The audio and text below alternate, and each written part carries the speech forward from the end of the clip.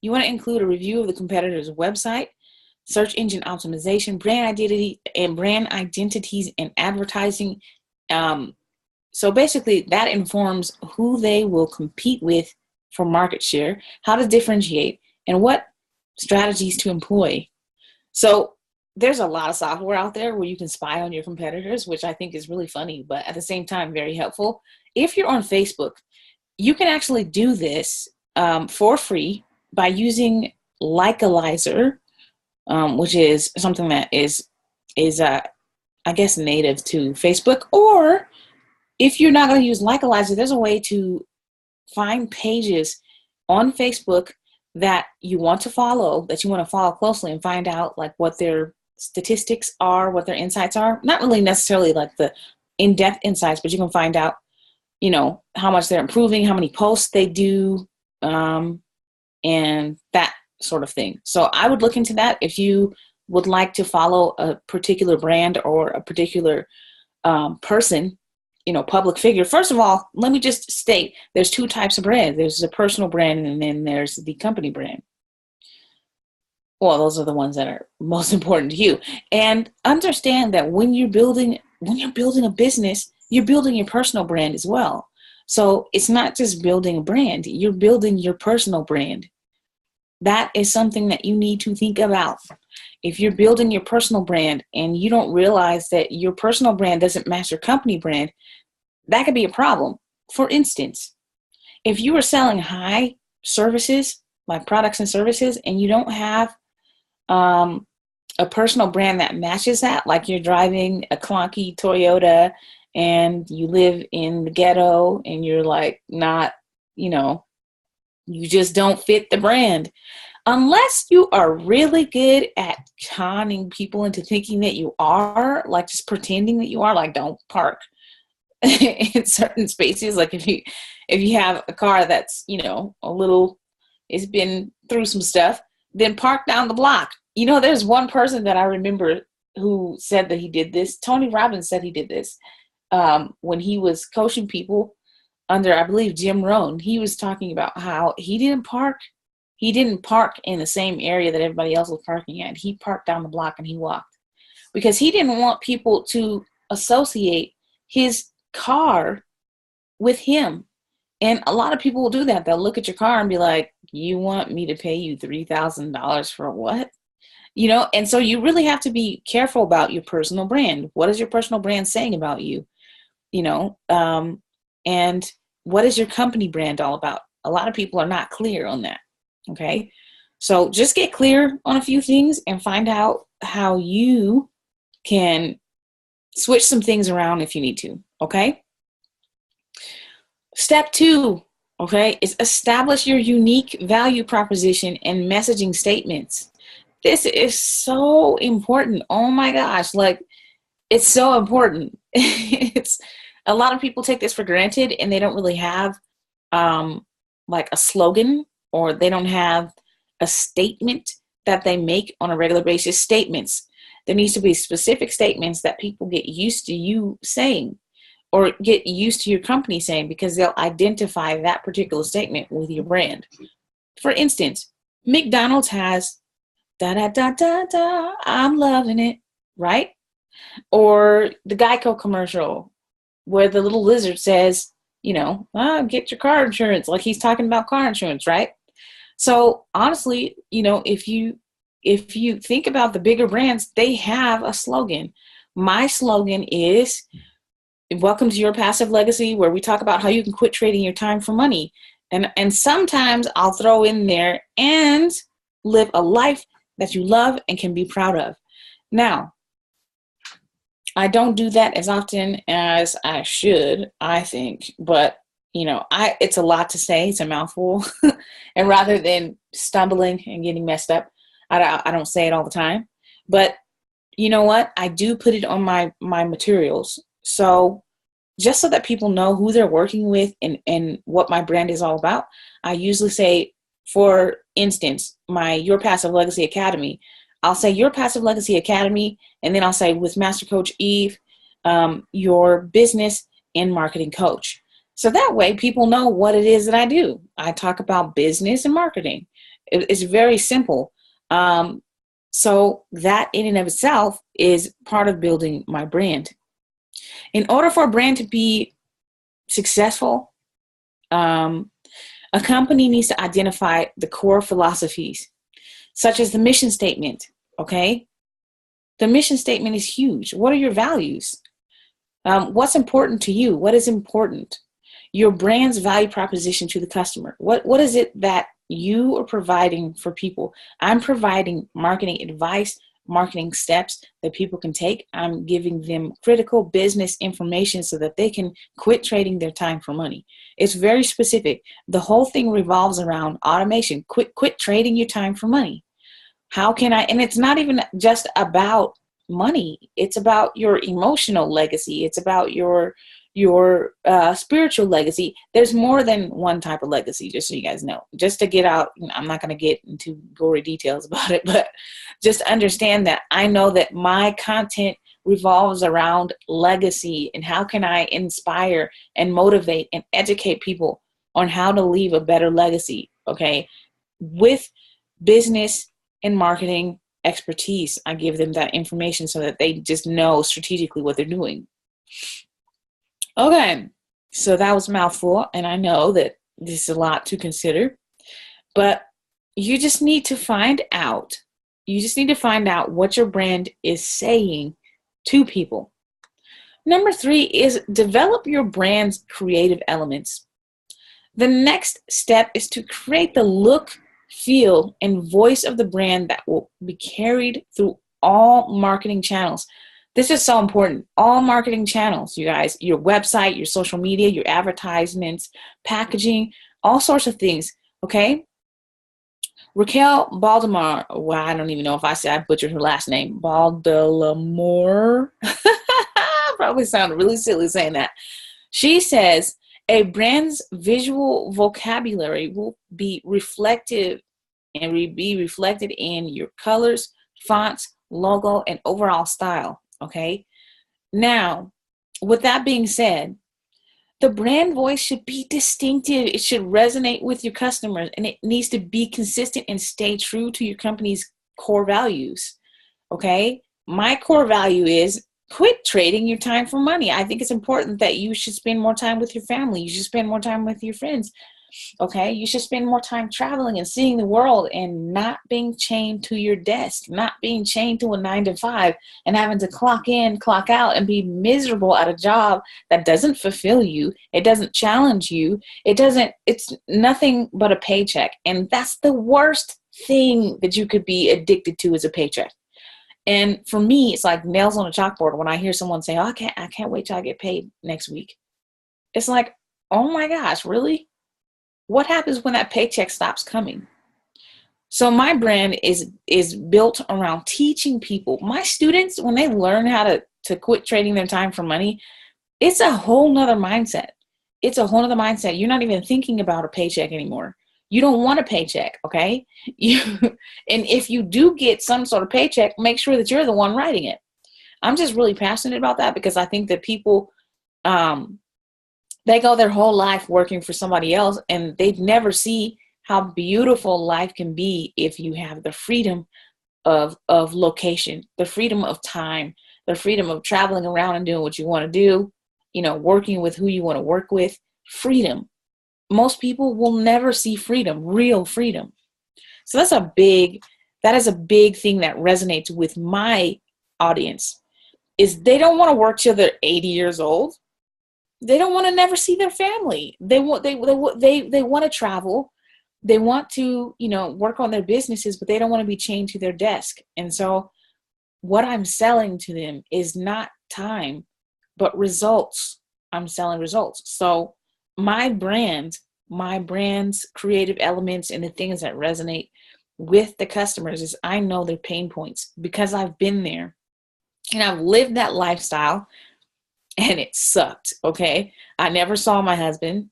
I never saw my son really, unless, it was during the day. And then I was just too tired to play with him, to enjoy him. And I finally got to the point where I was like, look, I'm going to have to chuck up the deuces and get out of here because I don't like how this is going. So with all that said, make sure that your brand resonates with your customers. Be consistent and stay true to your company's core values. And listen, your company's core values should be your core values. Your personal brand should match up with your company's brand, because what you do outside of work, what you do outside of your business, people are watching and people are taking note. So if what you're saying in business doesn't match what you are doing outside of business, people are going to catch on real fast. So you really can't hide behind, you really just can't hide, okay? There's very limited privacy these days, and people will catch on really fast, okay? Number 4 is to implement strategies to establish the brand identity. A brand identity is built over time. It doesn't happen overnight, okay? And it takes consistent actions that you need to take. We'll talk about those actions in just a second here. But you need to implement several strategies to help grow brand awareness and strengthen the brand. Basically, it would pay off immensely if you build a robust social media presence. And the reason being is because social media is dominating the planet right now. And if you are not getting a piece of that, it's a mistake. You have to use social media to build your audience. You need to build your audience, build your listeners. And you know what? A lot of people are like, well, should I charge or should I not charge? Honestly, it depends on what value you are providing. I had a free Facebook group, and honestly, what happened was I decided that, okay, I will keep the main people that are the most active in my group and cut out everybody else. And then any new people that come into the group have to pay. And the reason I did this is because you need an audience. You need your page to be active. Anytime you bring in new customers, they're going to need to see some people in there. So that strategy was very, very strategic. I didn't do it on accident. It was on purpose, and I knew who I was going to pick. I handpicked the people that I was going to keep in my group. So with that being said, I made a decision very early on how I was going to do things. Hi, I see that Shamikas has joined us this morning. I'm really glad that you could be on the call. So with that being said, look, you guys, you need to be on Facebook, you need to be on LinkedIn, you need to be on Pinterest, Twitter, YouTube, Instagram, Snapchat. There's so many social media platforms that you could be on now. Now, get this, okay? Just because there's a lot of social media platforms out there does not mean that all of them are meant for you and your brand. Let me repeat that. Not all of them are for you and your brand. You need to make sure that you're on the right one. For instance, Snapchat, if your group of people is 18 to 24, that is a brilliant place for you to be. Because 18 to 24-year-olds, millennials, okay, 18 to 24, these are young millennials, because there's the older millennials and then there's the younger millennials. You are basically going to want to be on Snapchat. Snapchat is a great place to be, okay? And then if you want to reach women who are a certain age, first of all, women dominate social media. They are on every platform, except for nobody really likes Google Plus. I don't know why that is, but men tend to like Google Plus more because it's more like a Rolodex. But if you are trying to reach women, okay, my audience is 35 to 65, and I know that they are on Facebook. I know where they hang out. I know where you live. I'm just kidding. I know that on Facebook, I know that I'm going to reach my target audience. I know where they hang out. I know what groups they hang out in. I know that they're mothers. I know that they are wives. I know that they are business owners. I know that they're women who enjoy certain things, because I had to build my customer persona. But my brand is built around that. My brand is built around communicating with those women. Now, that's not to say that I don't reach anyone else. It just means that most of my content is geared towards that particular audience, because that's the main people that I communicate with. So it's not going to be that you're building a brand and then you're excluding people from that brand. That's not it at all. Okay. So building a social media presence. The agency creates a PR strategy that provides placements in the right channels, such as trade journals, mass consumer publications, television, and print interviews. But you know what? Small businesses, you don't really need to do all that. There's a way that you can promote your service or start marketing your services, okay? Now, there's the free way to do it. Now, listen up. This is the free way to do it. The free way to do it is free content marketing is a great way to reach out to your customers and offer value and stay on top of mind. So what you need to do is you need to publish short articles, okay? You need to make short videos. 3 to 5 minutes is good, but I mean, it depends. The longer the video is, understand the longer the video is, the less attention you're going to have. People have short attention spans, okay? And then you have offer email tips. Be building an email list. You absolutely need an email list. I was just talking to someone about this the other day about, you know what? Would you build your house, your dream home, on a rented property? No. You would build your house on a plot of land that you owned. So think of Facebook or any other social media platform as a rental property. Okay, you are renting that property. And then your email list is the hotel that you own. It's that piece of land that you own. Your email list is where you can make up the rules, where you don't have to worry about Facebook only showing your content to 5% of your people. So if you don't have an email list, I strongly suggest that you get one, because that's a great way to build your brand. You want to send out emails on a regular basis. I would suggest at least once a week. And I mean, I think that sending an email every day is excessive, but that's just my opinion. I've seen people send like multiple emails in a day, and I just think that's too much. And I think that's overkill, but that's just my opinion. That doesn't mean that you can't do that. But understand that you want to have an email list. If you don't know about MailChimp or Aweber or Infusionsoft or ClickFunnels or anything like that, I would suggest just looking into that. ClickFunnels is a great place to go to if you want to eliminate having an exterior autoresponder, and it integrates with a lot of different things. But anyway, not to go on a tangent. You guys, I'm like nerding out on you. Okay, you need social proof. Okay, get people to say nice things about you. And you know what? Something that I learned, and I was new at it. Something that I learned is don't ask people for testimonials, because they'll just give you testimonials. Like, you don't need to ask. If you are doing a good job, and if you are doing what you should be doing, and your content is on point, and you are like making a difference, they will tell you. They'll be like, oh my gosh, this is amazing. Like, they'll tell you. So you don't need to ask for testimonials. But I will say, for some of you that, you feel that you need to ask, go ahead and do that by all means. But I've learned that if I deliver so much copious amounts of content, like where they're just like, oh, like I'm just getting so much value, then they will just say, hey, this is awesome. Now here's a tip for those of you that are on social media and you're like, okay, well, how do I record, the testimonials? How do I find out if people are giving me testimonials? Pay close attention to what they're saying and take a screenshot. And then take those screenshots and put them on your website, or put them on in your products. If you're making a product and you need to use social proof, just use the screenshot of whatever the person said. Okay. And that way, they've already given you the compliment. So they've given it to you. It's yours. Just understand that you need to use it wisely. Don't abuse it. Don't manipulate it and make it seem like they said something they didn't say.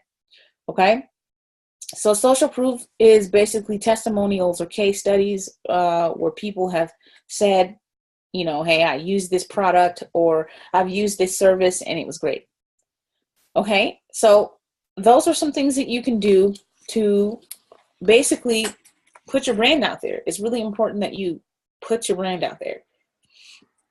I strongly suggest too that if you are going to have video, Make sure that you have a call to action in that video. I can't believe how many people make videos and then then they're like, okay, bye. Wait, what? No, what? No, sell me something. How can I support you? Just understand that when you give your customers a way to interact with your brand, they feel like they're a part of your brand. They feel like they're your tribe. And so you have to offer them something, even if it's not even for money. Okay. You can say something like, hey, you guys, make sure you click like, comment, follow, share, subscribe, or whatever it is. You need to invite them to be a part of your tribe. And if you don't have a tribe, understand you have a tribe, and you need to find out where they are, where they hang out, what they're doing, and who they're doing that particular thing with. And it'll make it a lot easier for you. But what I would say is, on your Facebook page, make sure that when you have your profile picture and your banner, the banner doesn't need to be fancy, but you do need to have that needs to be branded. That's prime real estate. Make sure that you have something on your cover photo that says where you're located, or maybe like have something on there. Okay. But here's the thing. Don't have the logo on the cover and in your profile picture, because that's redundant. You can just put it on one or the other. So if it's on the banner of the cover photo, that's fine. Have the picture be maybe a picture of you or a picture of your business or something like that, just because it doesn't really need to be both. Okay. And then also, I've seen people take pictures of their brick and mortar location. If you have a physical location or a physical business, that's a great way for people to find you, and just give them directions to your business. I've seen people put maps in the cover photo of where they're located, and that's actually really helpful. Some people just don't know where you are. Okay. So before I get off into too much more of that, I want to say number 5 is analyze or refine the brand identity. While it's crucial for a brand to establish an intrinsic value to the customer, it doesn't mean it shouldn't change over time. A lot of people will make a brand and then just think that it doesn't need to change, but no, you need to remain competitive. I think it's really funny because Coca-Cola tried to change their recipe a couple times, I think once or twice, and then they tried to change the look and feel of the bottle, and it didn't go over well. It did not go over well at all. And they're an older company. So when they tried to switch their stuff around, like, just understand that you can't be too dramatic with the change. It has to be like a subtle change. For small business owners and entrepreneurs, a change that you could do is you could roll out a new product, or you could roll out a new service, or you could roll out, a new partner, and just announce, hey, I have a new partner and this is what they're adding to the table. And that's how you can build upon what you already have. If you're small, you don't really have to do a lot. Just those subtle changes. Like, for instance, the change that I made in the group, in my Your Passive Legacy Academy group, I'm not going to be doing a lot of lives because, for one, it's a free group still. And I have to consider that because, first of all, remember I told you I'm not delivering time. I'm delivering results. And so the information that I'm giving is going to get them results. And I have to be really careful about how much time I spend, how much effort I put into that particular group. I can record things and put it on there, but again, I'm not giving them a fish. I'm teaching them how to fish. And that's a big difference. If you get one fish, yeah, you have one meal, but if you know how to fish, you eat for life.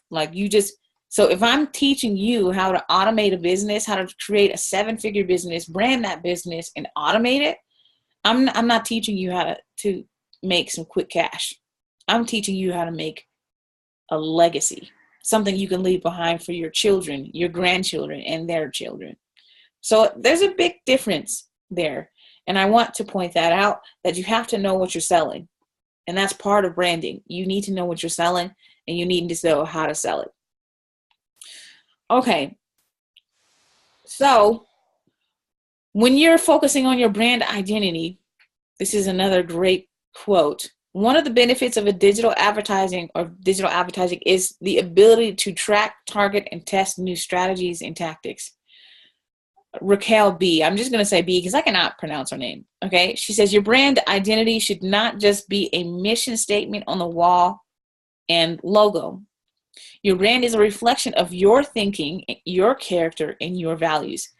Ding, ding, ding. Hello. That is what I've been saying this whole time. And I think this is so true that when you are building a brand, understand that you have your personal brand and you also have your company brand, but they have to align. You can't be selling purity and then be partying like an animal on the weekends. Like, that's not, listen, you're going to get caught. Don't do it. You're going to get caught. Like, okay, so if you have, if you're building a brand and for instance, maybe you want that brand to be about helping children and then you go home or you're like out in public and you're smacking your kid around. No, you can't do that. Okay.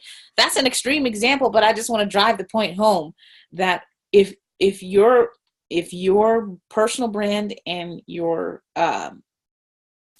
company brand are not congruent, understand that people are going to catch on real quick and they're not going to trust you. Okay. They're not going to trust you. They're not going to trust what you have to say.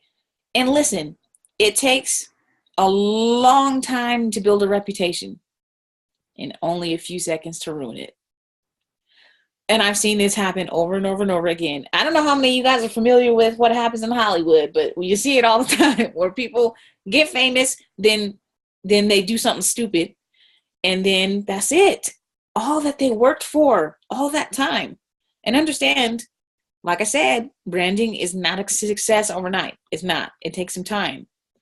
So with that being said, you got to make sure that you are very, very, very careful about what you do with your personal brand.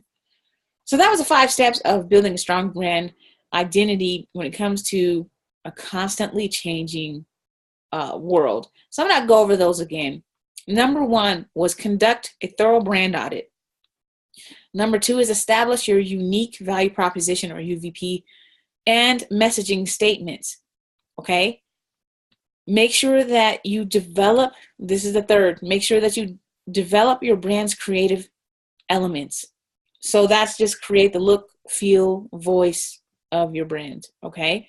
Number 4 is implement strategies to establish the brand identity. And social media should be part of your marketing mix strategy. Email marketing should be a part of your strategy. Okay.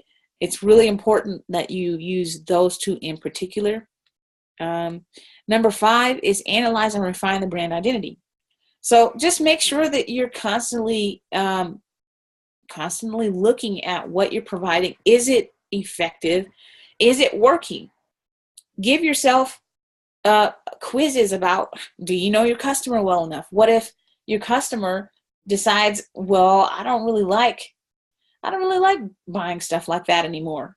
Well, you need to pay attention to changes in their thinking, because changes in their thinking is going to cause you to have to change your thinking. So you got to be really clear about, what your audience is doing and be clear about what your competition is doing. Understand and spy on them. Okay. Spy. You better become like one of those spies where you see when James Bond go and he's like spying on people or doing that James Bond thing. Look, Indiana Jones, you better figure it out.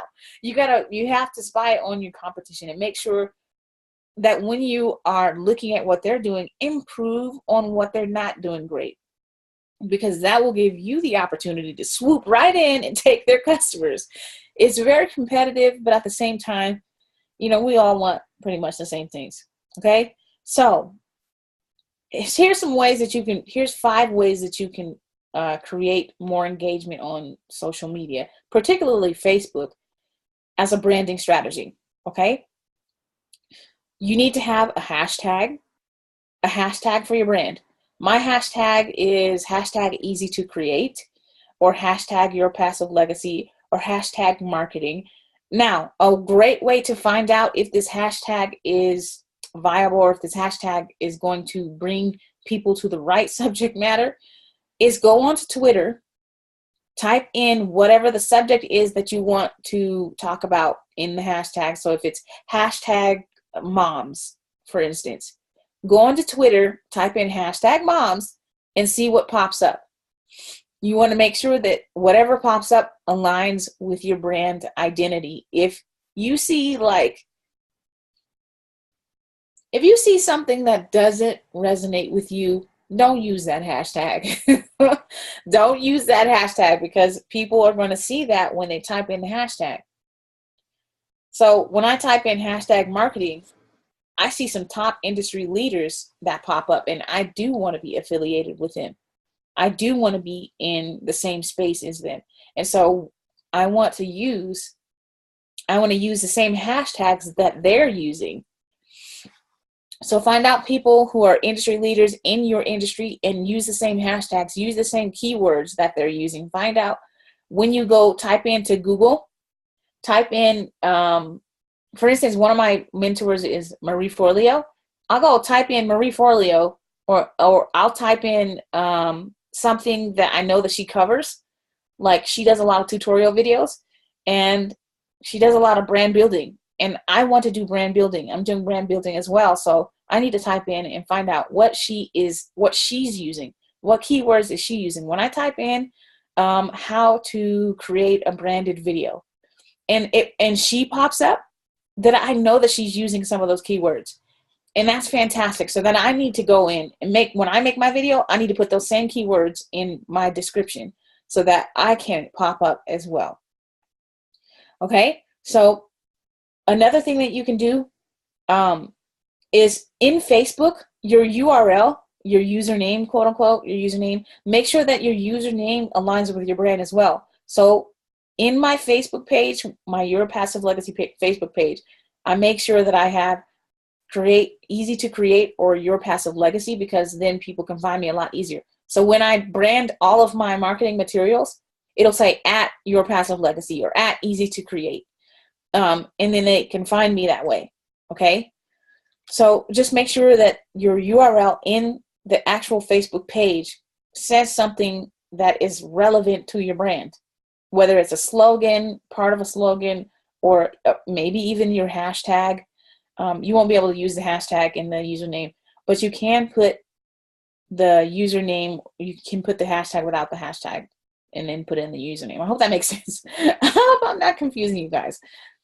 So another thing you want to do is make sure that anytime you post a piece of content on your Facebook page, you have a call to action. There's a micro call to action, a micro conversion, and a macro conversion. I talk about this all the time. The micro conversion is click, like, comment, share, follow, things that don't bring an immediate financial gain. But you always want to have a call to action. And another call to action is a macro call to action where you're saying, hey, join this course, or register here for this course, or buy now, or shop now. Things that are going to lead them down a paid sales funnel. So that means that they're going to buy something. Okay. Another thing that you can do is create a welcome video. Did you know that if you have a video on your website or on your Facebook page, it increases people's likelihood of doing business with you by 65%. And it can increase your conversions by up to 86% because people can see you. They want to see you. They want to connect. They want to see you, look you in your face and see you. So make sure that you're looking right. Make sure that you put some effort into that video. When you make a video, word of advice, you don't have to have a fancy $2 million background, but at the same time, maybe throw a plant or something in there. Maybe have like something, make sure, I see a lot of people do this all the time and it's so frustrating to me. And it's like my background right now is a painting that I did. And no, it's not fancy, but it's a painting. It's people like art. So put some art behind you, or you can go to Joann's Fabric. And Joann's Fabric, you can buy fabric by the yard. If you put the fabric on the wall behind you and you pin it up and then scoop maybe 5 feet up, okay, and then have like some inanimate objects there, it looks really pretty because it'll blur the background and it'll just focus on you, but people can see that there's a background there. They don't need to know what's in the background. Who cares what you got in the, but you know, it looks nice. So it's better than just having like, you know, your ceiling showing or like your window, like it just, you know, these odd angles, because you can tell that someone has like propped their phone up somewhere, or maybe they have their laptop and I see a lot of people looking down at the camera. The problem with that is it comes off condescending. And then if you're looking up at the camera, it's disempowering. So you want to make sure that you're eye level with the camera. Make sure that you're looking at the green dot like you're talking to a person, like a person is sitting right there, because that's going to resonate with your audience. I see a lot of people where they're darting their eyes and they're kind of like not looking at the camera. I'm looking at the camera because I'm talking to you. And even though you're not physically in the room, I'm still talking to you. And so by being very straightforward with my eye contact, it feels like I'm talking to you. And I'm not looking, because I know that the picture of you is on the screen. And I could be looking at the picture of you on the screen, but it looks like I'm not looking at you now. See, I'm just looking at the screen, but now it looks like, you know, I'm not looking at you. So make sure that you put some conscious effort into that, okay? Okay, so say that you are there to be a fly on the wall and help where needed. If you have a group, just let them know your involvement and how often you're going to be in the group. For me, I was building the group, and so I was very, very, very active. But at this point, a lot of the posts that I do are automated. There's a way to schedule posts on Facebook. If it's a regular Facebook page, you can schedule it out to 6 months. If it's a group, what I have found is that you can only schedule about a month out, okay? But you can schedule it. So create your content ahead of time. And what I do is I'll set a production day where I make graphics. I say, okay, I'm going to make 90 graphics today. Or I'm going to make 12 videos today. And then I'm going to schedule that content. But you have to be really, really strategic about the content that you're scheduling. It can't be random. Say, for instance, you have, you know, an e-course coming out, or you have a group coaching program coming out. All of your content for about a week or two should be geared towards that content you're about to launch. So if you have an e-course and that e-course is about, say, for instance, business, some sort of section of business, then you want to make sure that your content is related. So the content that I'm putting in my Facebook group right now, I'm launching a paid group coaching program where I'm showing people how to create a 7-figure business based off of 4 digital products that they can create. Okay. So it's very specific. This week, I'm talking about building your brand. I'm talking about color theory. I'm talking about what your logo looks like. I'm talking about all the things that you need to know before you build a 7-figure business. You have to have a brand before you start building a 7-figure business. So that's the first thing I'm going to be focusing on. Then next week, I'm going to be talking about some more of the elements. And then what's going to happen is I'm going to give people a call to action. So, of course, that's a lot of work, but it's definitely, there's a lot that goes into that. And if you're only spending a few hours working every day, you ain't working enough. Look, yesterday, just to put this into perspective, yesterday, I woke up at 4:30 in the morning, and I didn't go to bed until 12:30 a.m. the next day. And when I made the webinar video, I worked on it, first of all, for a week. And then I got up at 4:30 in the morning, and I did not go to bed until the next day.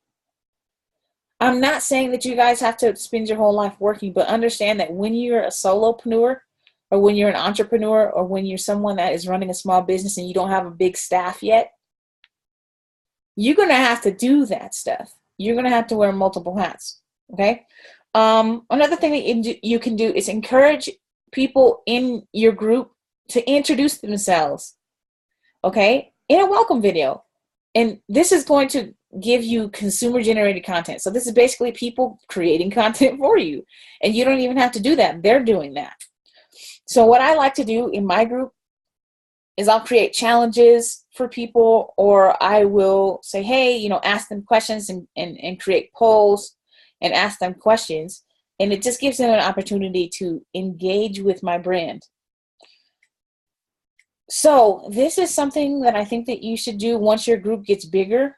When it's smaller, it's very manageable. But when you start getting like hundreds, if not thousands of people in your group, you want to try to designate someone to be the spam police and get rid of spam. And I noticed this early on that like I get spammed all the time.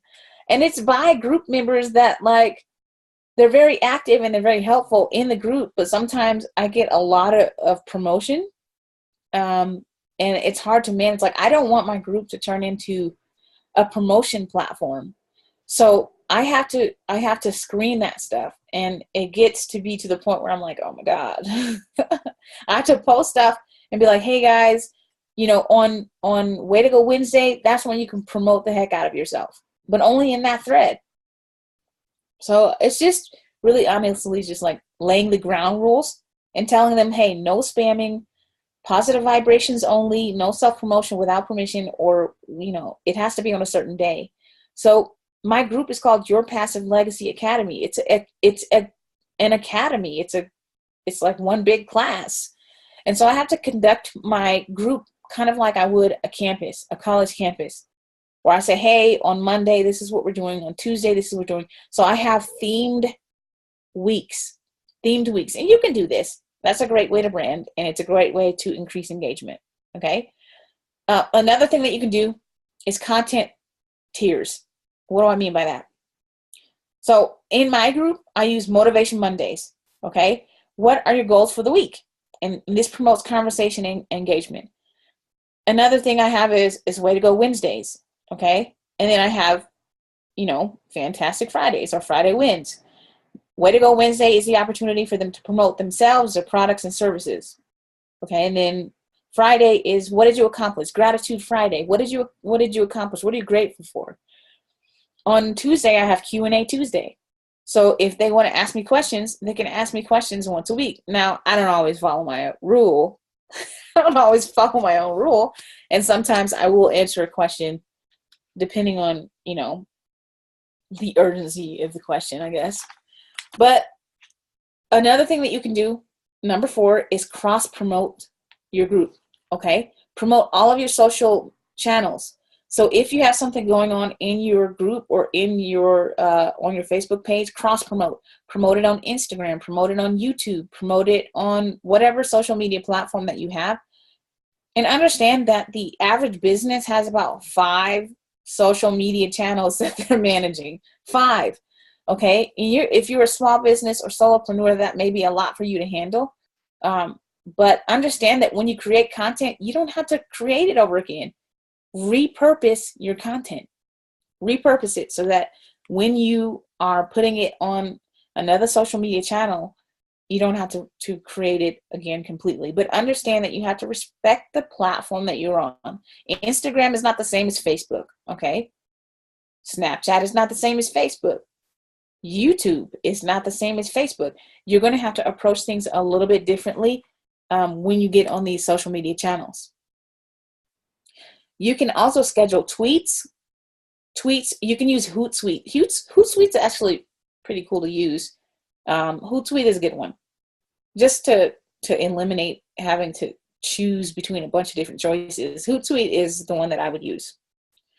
Okay, and then talk about the group in your YouTube videos. Anytime you make YouTube videos, point to your group and say, hey, you know what, if you like this content, go ahead over to, like if I were to do it, I would be like, hey, thanks for watching. If you like this content, head over to Your Passive Legacy Academy on Facebook and join, or something like that.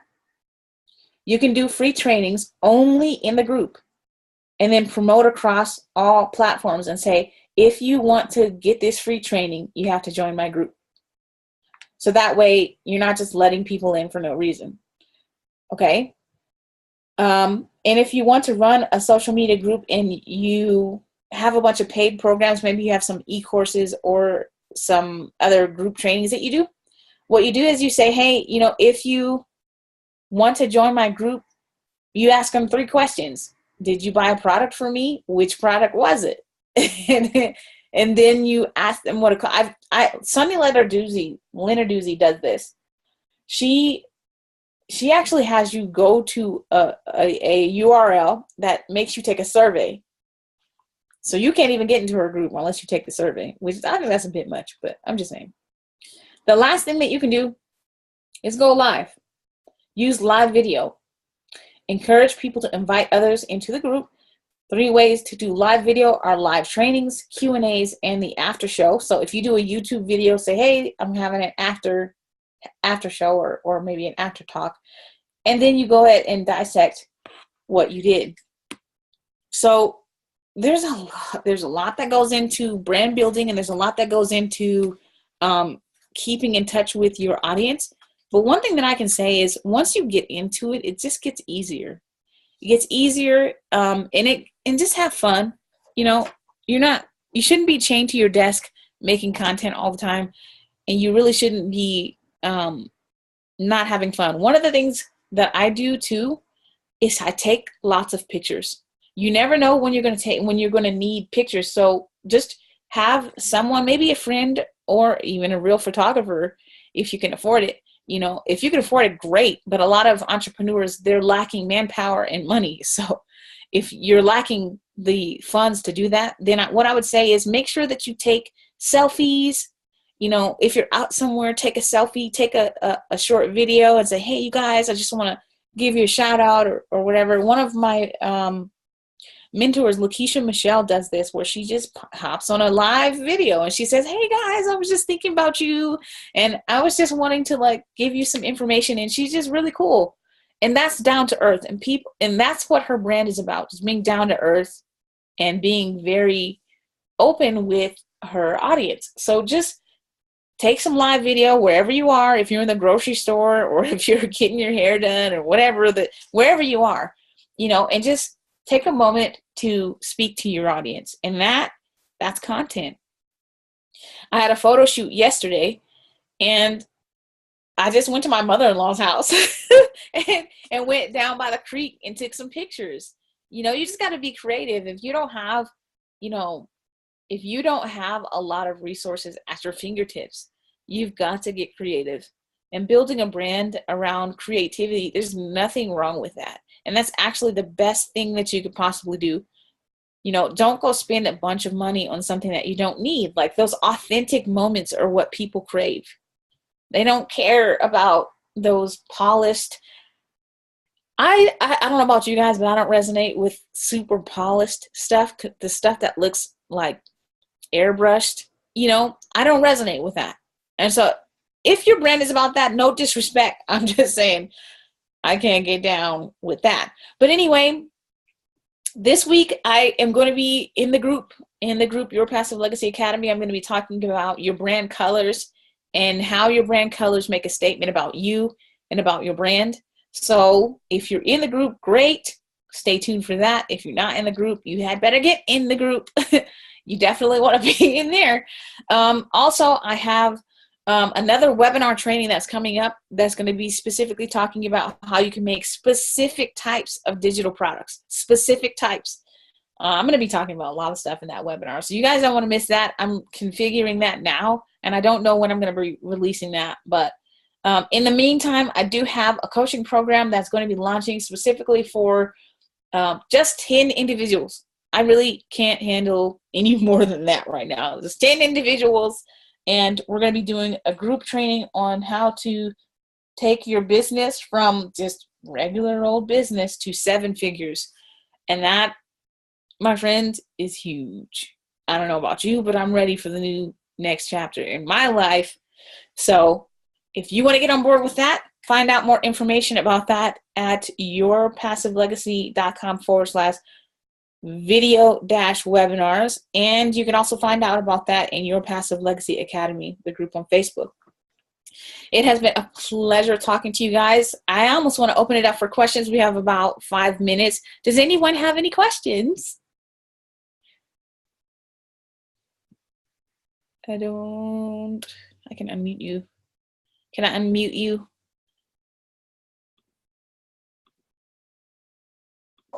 Hi. Okay, you guys are unmuted. Hi. Hey. One question. I was thinking, like, should we make checklists based on the steps that you were sharing to make sure that we're hitting all the things you're talking about? Is there a way to do that, or is that overthinking? No, that's actually beautiful thinking. That's wonderful. Okay. So when you say checklist, I would say editorial calendar. Okay. You want to make an editorial calendar. And an editorial calendar, you just focus on what type of content you're going to release every day, what you're going to do every day, and what the game plan is. Usually, Okay. if I make a checklist, I don't finish all the stuff on the checklist. So I use an editorial calendar. The editorial calendar will give you an idea of what you're doing every day and what your small micro goals are. You also want to have a specific thing that you're going after. Why are you making a checklist? Like, what's at the end of the rainbow? You know, what's the pot of gold at the end of the rainbow? So for me, like, if I was to do a launch, and I'd say I'm launching a webinar program, it's $497 to get to have the students in the webinar program. My goal is going to be somewhere like, okay, I want to make at least 10 grand when I launch this product, or I want to get at least 1,000 more followers, or I want to get, 1,000 likes or something like that. You have to know what you're measuring. Okay. So before you make your checklist, just figure out what am I after? What am I measuring? What are my metrics? What do I want to achieve by running this campaign? And then I would say too, make sure that you have an actual campaign. A lot of people, they set out to do something and then there's no specific time when they're going to be done. And so they get tired and they're like, I'm tired of doing this. So give yourself some time, give yourself a specific amount of time to do it. So if you give yourself a week, or you give yourself 2 weeks, or maybe you have a specific campaign that you're trying to do and it's 4 weeks. What are you doing week 1, 2, and 3, and 4? So just break it down, reverse engineer everything that you're trying to do, and then go from there. I hope that answers your question. Yes. Awesome. Did you have anything that you wanted to say, Shamika? No, like I have a lot of content. This has been my weakness, so I'm just getting a lot of information. So I think once I start to implement more, I'll have questions.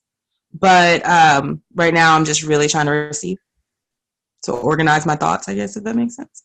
Well, that makes perfect sense. You got to organize your thoughts, and then that's when you go all in. Right. One of the things I would say for you is that you don't want to get stuck in think mode. And this is something that I got caught doing was, I got caught in learning mode. And then I never really, I didn't execute fast enough. I have a deadline. So this month of August, I've just kind of taken off to focus on healing and just doing stuff like this. But September 1st through September 30th is me really putting, because a lot of the packaging, the product that I have, it's mostly completed. It's mostly, I just didn't know how to package it and promote it. And so I was like, no, this is exactly what I needed right now to put that together. So in September is when I really want to, after I have a better, like marketing, honestly, like I just knew I needed to market, but I was like, what is marketing? Like other than telling people what to do, no, like complete novice. So that it's just really me learning what I didn't know so that I can learn what I need to know more of. Right. Right. You just don't know what you don't know. That makes sense. Right. So, well, at least you have a timeline, and that's a start. That's a start. Awesome. Well, hopefully I've answered y'all's questions, and are you raising your hand? Yeah. Okay. One more question. I'm still in the process of developing my message/brand. And what just occurred to me just now is what if you have multiple messages? How does that work into your brand? Would you just start with one and then build? Yeah. What are the messages? I don't know. It just came to my mind while I'm thinking, because I'm working with my coaches on this now to get clarity on how I want to move forward. But in thinking of like watching Lakeisha or Lisa or whoever, sometimes there are multiple messages that come out of what they speak to that's all related to the foundation of what they do. Okay. So it made me think, like, do they just time that release of that message in terms of how they're flowing with what they're doing? Is there a strategy to that, or you just allow it to happen organically based on how everyone's responding? Well, there's several ways to do it. And I noticed that Lisa does it in multiple ways. Yeah. A lot of coaches and speakers, they will play to the audience and see, how they're responding to the content.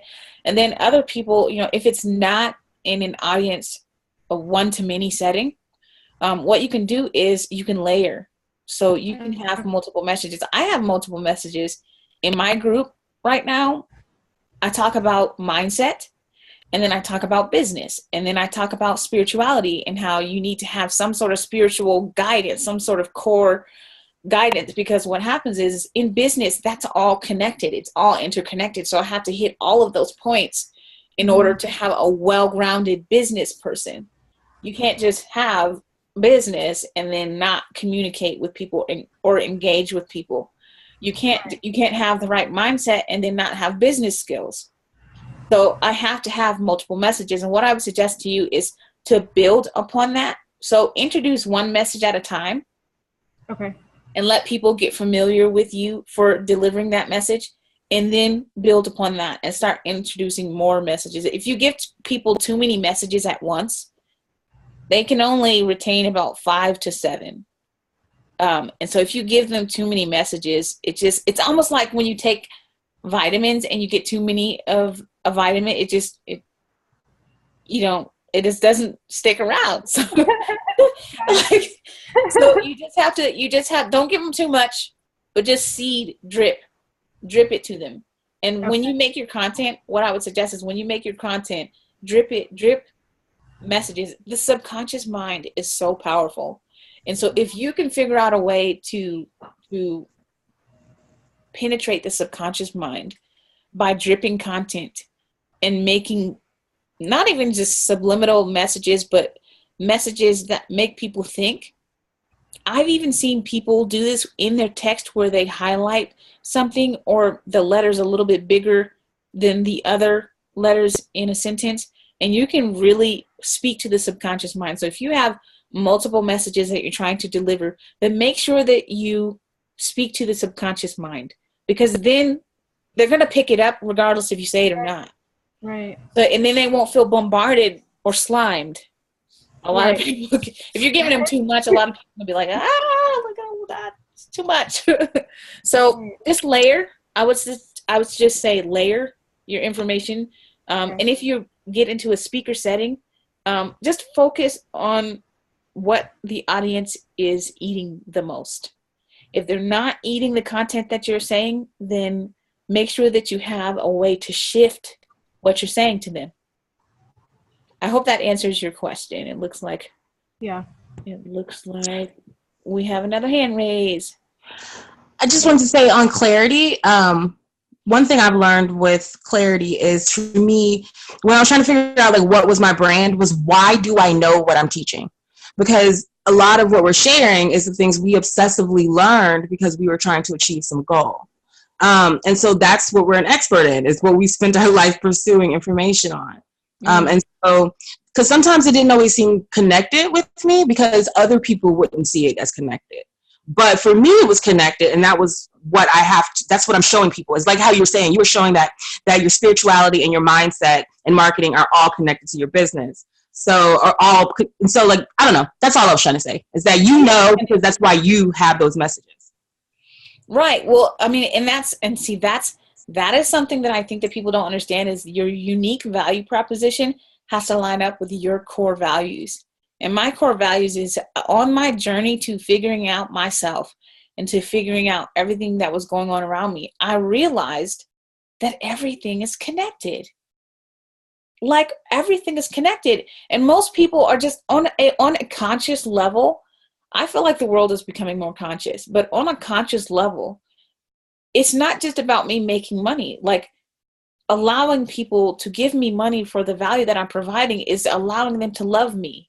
It's allowing them to to be in the same energy field with me, the same space with me, and to share what we are already sharing, but just acknowledging that we're sharing that.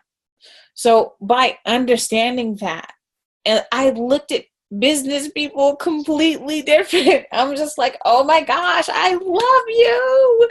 I love you because I love me and because we are connected. And it's just, I don't know, like most people don't really think like that, but at the same time, I keep hearing that, oh, business people are cold. Business people are this. Hold on a second. Business people are people.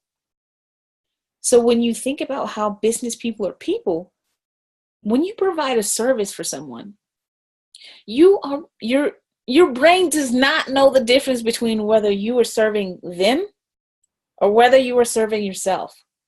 And so it would be a disservice to yourself to not serve them at your fullest capacity. So understanding that and how do I convey that to my audience? The only way that I can convey that to my audience is by doing it. By doing it. I don't think that I could say any one thing that would make people understand that completely. I would just have to do it. And then people will be like, wow, you're like really authentic. Like you're really, they won't be able to put their finger on it, but they will know that it's happening. So I get that a lot where I'm just like, man, I learned more from you in the last 10 minutes than I have this entire time with like, and I've heard that a lot because I just give from a space of love abundance. I don't hold back. I think that some people will take advantage of that and some people will go ahead and be like, well, she's telling me all this information. I don't need her help. Well, that's fine. That's okay. I don't want to work with an individual like that. So that is okay that they take the information and go the other way. I'm still attracting my ideal client because my ideal client may not be able to afford my services right away. But if I pour into them, eventually they will be, and it's going to be at that point of the law of reciprocity comes into play because they'll be like, wow, you really helped me out. So I just want to figure out a way to give back. As human nature, just understanding the human nature, the psychology behind why people do the things that they do. So I'm not just a business coach. Okay. I'm not just someone who knows marketing. I know people. And I especially know my people. So with that being said, I hope that made some sense to you guys. Thank you so much for your questions. Be sure to check out what's going on in the Your Passive Legacy Academy group today. It's going to be some special posts. And that's what we're gearing towards today. So go ahead and take that information. Don't just tuck it away. Make sure that you apply it and make sure that it's something that you continue to implement in your business over time, and you will see a big difference. Awesome. This has been Master Coach Eve on Your Passive Legacy Academy and /podcast. I've got to get on my soapbox preaching. Okay. Thank you so much. You guys have a wonderful day, and I will see you next time. All right. Bye.